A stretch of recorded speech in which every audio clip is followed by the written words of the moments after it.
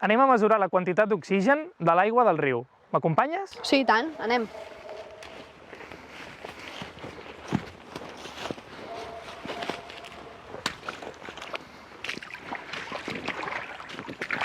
I on ho ficaràs? He de triar un lloc on hi hagi una mica de corrent. Jo crec que aquí mateix. Et va bé? Sí, i tant.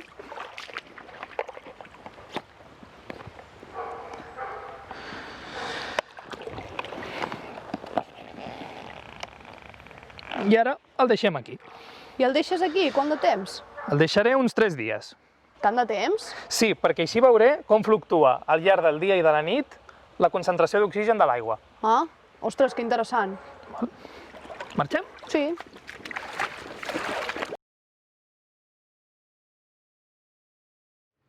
Què tal, Juan? Com ha anat el camp? Doncs mira, acabo d'introduir els últims resultats. Ah, molt bé, perfecte. Ja has dibuixat l'evolució de la concentració d'oxigen al llarg de les hores, molt bé. I ha sortit aquestes onades, que ja és el que esperàvem. El pic màxim d'oxigen el trobem a les 12 del migdia i el mínim d'oxigen a les 12 de la nit. Això és perquè durant el dia tenim els organismes fotosintètics que fan la producció primària i durant la nit tant els fotosintètics com els heteròtrofs respiren i per això tenim aquesta baixada d'oxigen. I qui et sembla que és el responsable d'aquesta dinàmica? Doncs jo diria que és el biofilm. Doncs ja veus prou bé. De fet, en rius de capçalera i no gaire profunds, com la majoria de rius mediterranis, el biofilm és el màxim responsable. I com descriuries aquesta comunitat? Jo descriuria el biofilm com un conjunt de microorganismes format per algues, fongs, bacteris i protozous que estan adherits a les superfícies de qualsevol substrat dins d'un ecosistema aquàtic. Perfecte. Caram, Juan, què has preparat aquí? Doncs mira, com la comunitat del biofilm és molt sensible als canvis ambientals, us hi he preparat 4 aquaris amb diferents condicions. Molt bé, aquest es veu molt net. Aquest d'aquí correspondria a l'aigua provinent del riu on hem estat ara. Molt bé.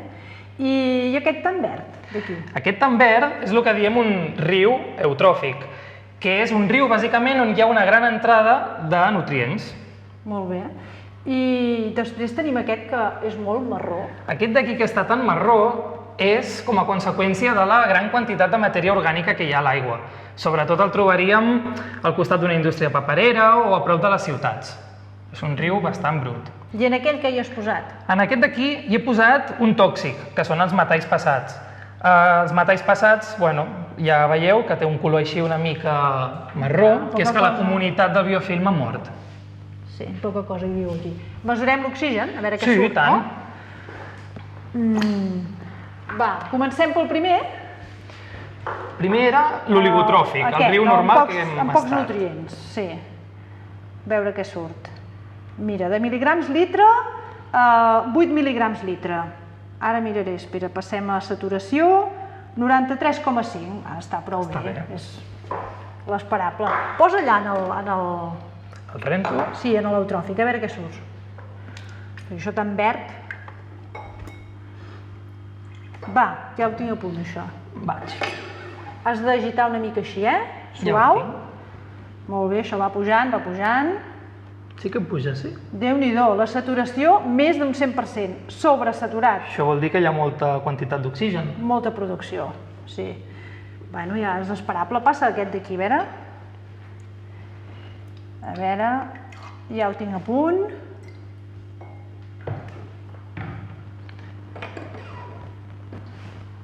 Ara va baixant, va baixant. Baixa molt, no, aquest? Sí, la matèria orgànica que li has afegit aquí, 4,5, 4,2 I continua baixant. mil·ligrams litre, segueix baixant, Déu-n'hi-do. Arribarà a l'anòxia, potser, Segurament. Aquest arribarà a l'anòxia. Molt bé, doncs, ara què? Anem a veure allà a la pissarra, a veure una mica com seria la dinàmica de l'oxigen. Anem a veure-ho. Vinga.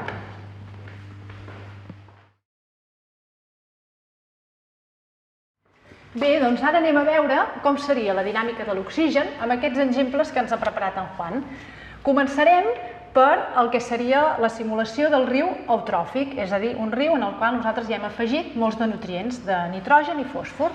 En aquest cas, esperaríem que l'oxigen fluctués molt i durant les hores del dia pugés a concentracions molt elevades, però durant la nit baixés a concentracions molt baixes. I així, cada dia. una pujada dràstica i una baixada dràstica. Això per què? Doncs perquè a l'afegir tants de nutrients estem promovent l'activitat fotosintètica, per tant, durant el dia hi ha molta activitat fotosintètica, molta producció algal i, per tant, augmenta la biomassa de les algues i tota aquesta biomassa durant la nit respira i això ens fa baixar la concentració d'oxigen a valors fins i tot d'anòxia i aquests valors d'anòxia poden ser perillosos o poden afectar a organismes que no poden viure en aquestes condicions, com passa moltes vegades amb els peixos.